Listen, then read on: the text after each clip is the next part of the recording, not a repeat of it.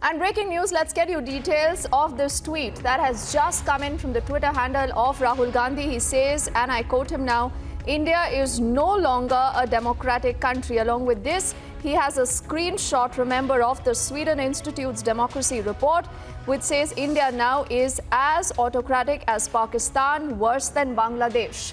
We are standing by to get you more reactions on that, but not the first time, remember, that Rahul Gandhi is hitting out at the government, triggering that controversy.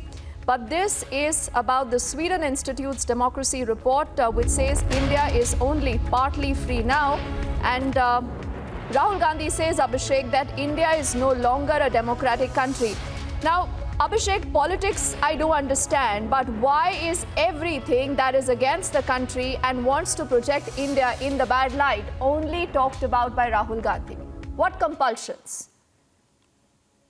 Well, irony just died a political death, Deepthi, because only a few days back, Mr. Gandhi was backing too much democracy, and then they were saying that there has to be too much democracy. What is important is that which institute is this in Sweden, which is coming out with the democracy report? What are its credentials? Have we really studied it? And has Mr. Gandhi's team gone through it? What is important is that he is able to tweet it, and we are carrying it on our platform. And there are 800 channels in the country, 400 of them news channels. 40-odd national news channels. Every state has half a dozen or dozen odd news channels. Every other opinion gets aired. Some would say it's a cacophony. It's a Tower of Babel. And if Mr. Gandhi is not able to prove his democratic credentials at the hustings, it's for the Congress party to introspect. As a group within the Congress party, the G23 or the so-called G23 has held a mirror to the leadership of the Congress party. We saw how P.C. Chacko quit Congress party only a day back, saying that there is problem of lack of democracy within the Congress party, that some even senior leaders are not heard. So I think Mr. Gandhi, is he talking about the nation or is he talking about his party? Maybe some explanation is in order. But what is important is that we don't know about this think tank which has come out with this report, and in what manner are they positing India along with Pakistan, because Pakistan is run by a military. It's a proxy government being run there. And in India, we have a government that has been elected under the overall supervision of an independent election commission. All right. All right, Abhishek, for the moment, I'll quickly thank you, but also say good evening to Tom Varadkar of the BJP, who's been patiently holding that phone line. Tom Varadkar, how do you look at this? You know, just about a few days ago, this is what Abhishek also rightly mentioned, Rahul Gandhi was saying that this government is trying to get rid of democracy. And now he is quoting this report, which is from the Sweden Institute's democracy report. We do not know what this institute is, what its real credentials are, but Rahul Gandhi thinks it's wise to quote this because it says India now has become as autocratic, Tom, as Pakistan. Well, it's strange that Rahul Gandhi tweets whatever his media team puts out, social media team puts out. There's a bunch of people there who have no clue on what they are quoting and feeding Mr. Rahul Gandhi. Neither has Mr. Rahul Gandhi time to establish the credentials of the place he's talking about, or the institute he's talking about. If he did his homework, he'll realize that there are hundreds of such institutes who will write anything for good money.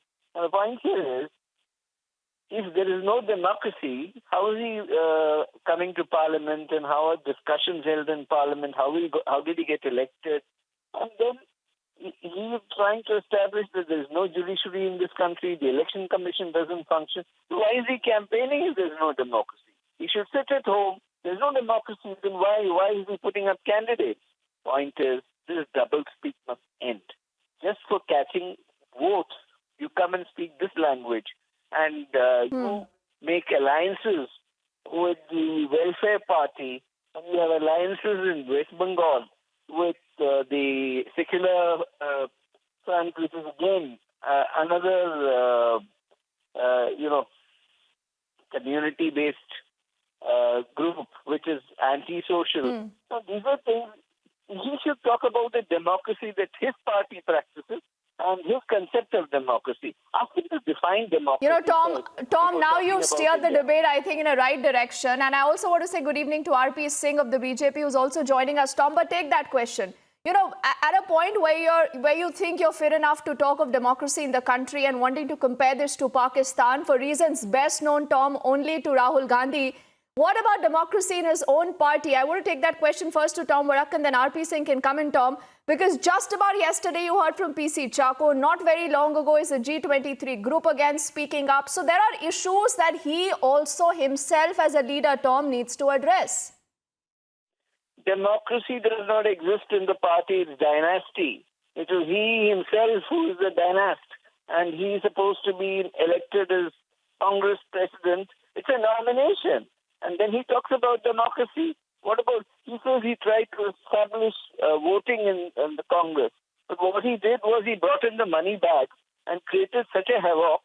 Today the Youth Congress has become a useless organization thanks to his contribution. If he talks about democracy, I think democracy must begin, as charity begins at home, it must begin from his own party. All right, Tom, thank you so much for speaking to us. RP Singh, what is your thinking about what's happening within, Camp Rahul Gandhi?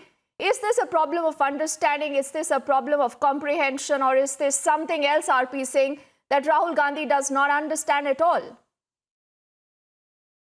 It's a breakfast table party which is led by a mother, son, daughter, and a son-in-law, four-people party. They talk of democracy. But their party members, day on day, says that there is no internal democracy. You rightly said PC Chacko yesterday walked out of the party on the issue of democracy. And there's a huge list of party men who left party because of there's no internal democracy. And then where dogs are above party men, then you can understand what sort of democratic party he is and what sort of democracy he's talking about. So he's a dynast, and then he is an adolescent dynast. He is not grown up from the age of 13 to 17. So he keeps rattling all this. But the issue is bigger. But he's speaking all this in this country and then still allowed to speak all what he's doing. This shows clearly so that there's democracy, internal democracy in the country. People day in, day out abuse the Prime Minister or abuse other leaders. It clearly shows that there is complete freedom in the country. So, and it's a vibrant democracy. It's a democracy which the world look toward. And then we know that how India is performing much better than any other country on the democratic norms. So, but the problem is since they are out of power, they also keep rattling about this, that there is lack of democracy. We are behind Pakistan and Bangladesh. And if he has so much of liking for Pakistan, because every now and then he speaks of Pakistan, then ask him to take one-way ticket and then go and live in Pakistan. Why is trying to live here and try to create disturbance here?